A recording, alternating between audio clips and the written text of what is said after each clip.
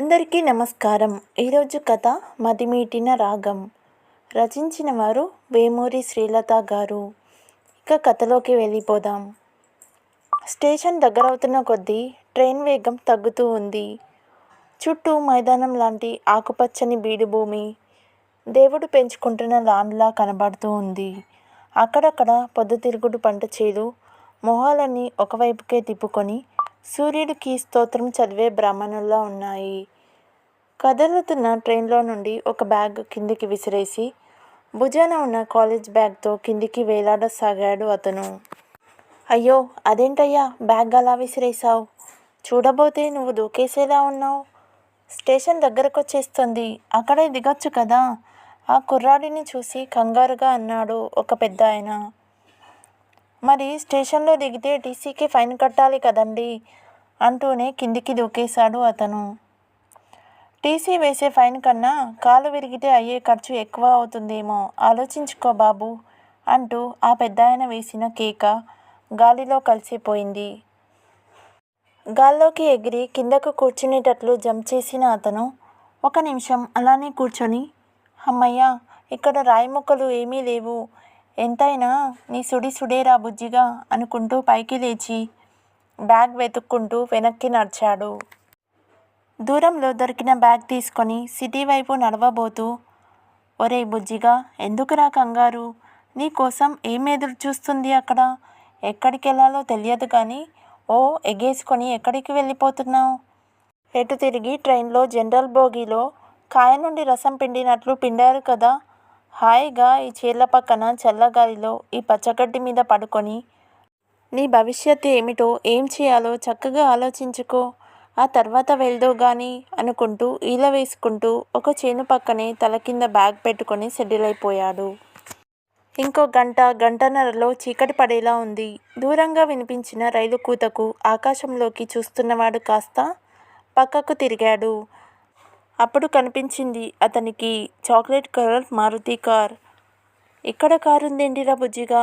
కారులో వాకింగ్కి వచ్చారేమో అనుకొని నవ్వుకుంటూ కార్ వంక చూశాడు. కార్ అటుపక్క నుంచి ఒక అమ్మాయి 4 అడుగులు ముందుకు వేసింది. బ్లాక్ కలర్ లెగ్గిన్ మీద వైలెట్ కలర్ షర్ట్ టాప్, చక్కగా స్ట్రైటనింగ్ చేయించి ఒక పక్కకే వేలాడుతున్న మూరెడు జుట్టు, కళ్ళకి గాగుల్స్తో మోడల్లా ఉంది. ట్రైన్ మోత వినగానే గబగబా ముందుకు నడిచి మళ్ళీ సడన్గా ఆగిపోయి వేగంగా వెనుతిరిగి కార్ చాటున నుంచుంది. ట్రైన్ వెళ్ళిపోయిన తర్వాత మళ్ళీ ముందుకు వచ్చి కార్కి ఆనుకొని నించుంది. ఆమె ఎటూ చూడడం లేదు. దీక్షగా రైలు పట్టాల వైపే గడ్డం ఎత్తుకొని మరీ చూస్తుంది. ఆమె ప్రవర్తన కొంచెం విచిత్రంగా అనిపించింది అతనికి. మళ్ళీ 10 నిమిషాలకి ఇంకో ట్రైన్. మళ్ళీ ఆ అమ్మాయి అంతే, ముందుకు వెళ్ళడం వెనక్కి రావడం. రేయ్ బుజ్జిగా, నీకులానే ఆమె ఫ్రెండ్స్ ఎవరైనా ఇక్కడ దూకుతాను అన్నారేమో, అందుకే ఎదురు చూస్తుందేమో అనుకున్నాడు అతను. చీకటి పడకముందే సిటీలో ఎక్కడికైనా వెళ్ళిపోదాంరా బుజ్జిగా అంటూ లేచి కూర్చున్నాడు అతను. అతను చేనుచాటుగా ఉండడం, ఆ అమ్మాయి ఎటు దిక్కులు చూడకపోవడం వల్ల అతనిని గమనించలేదు. ఇంతలో ఇంకో ట్రైన్ కూత. అప్రయత్నంగా మళ్ళీ ఆమె వంక చూశాడు అతను. గాగుల్స్ తీసి కారు మీద పెట్టి ఒక్కసారి చేతులతో కళ్ళు మూసుకొని తర్వాత కళ్ళు తెరిచి ఒక్కసారి తల విదిలించి వేగంగా ట్రైన్ వైపుకు పరిగెత్తసాగింది. అతనికి ఒక క్షణం ఏం జరుగుతుందో అర్థం కాలేదు.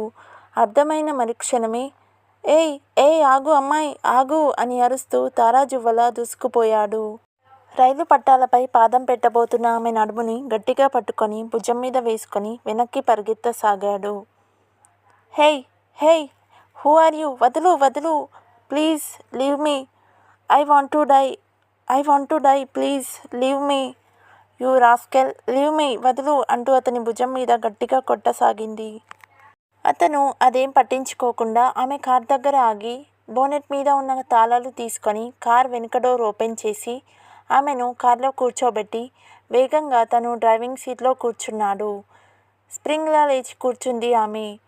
అతని మీదకి వంగి తాళం లాక్కోబోతూ, ఏయ్ ఎవరు నువ్వు? మర్యాదగా కారు దిగు, కీస్ ఇవ్వు అంటూ లాక్కోబోయింది.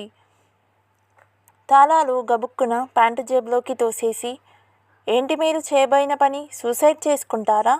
చేతిలో కారు, ఇంత అందం, దేనికి లోటు లేని హై క్లాస్ ఫ్యామిలీలోని అమ్మాయిలా ఉన్నారు.